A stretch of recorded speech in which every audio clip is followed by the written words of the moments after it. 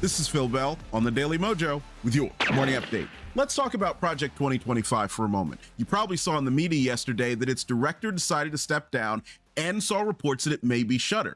And after all, Project 2025 had taken so much heat because it was painted by the lamestream media as being some sort of Orwellian nightmare that was going to turn the country into a conservative paradise. But what the mainstream media won't tell you, but Raheem Kassam over the National Pulse will, is about the Transition Integrity Project. Now, you might remember the name Transition Integrity Project from 2020. They wargamed a scenario where President Trump was leading on election night, and then mysteriously, under the cover of darkness, votes started to shift dramatically in Joe Biden's favor, and President Trump barely lost the election. Or I should say, lost the election.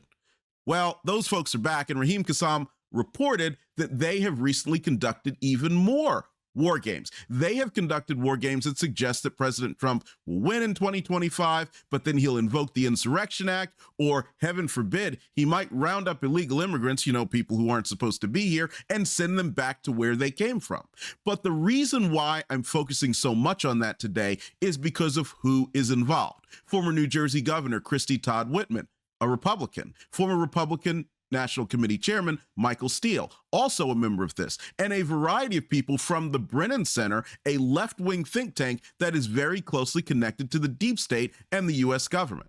This shows you that there are a lot of forces out there that will do whatever it takes to subvert your will and my will. They will do whatever it takes to subvert our representative republic to make sure that they can retain power in their hands. The only way to defeat them is to make sure that on a daily basis, we are educating and working with our fellow citizens to help them understand the power that we have as citizens and why we must keep our nation free, regardless of what party labels are out there, regardless of what they think about personalities, and so on. If we retain control of our country, not just by voting, but by making sure that free markets, individual liberty, and limited government remain the cornerstones of our society, then the folks at the Transition Integrity Project cannot take our nation away.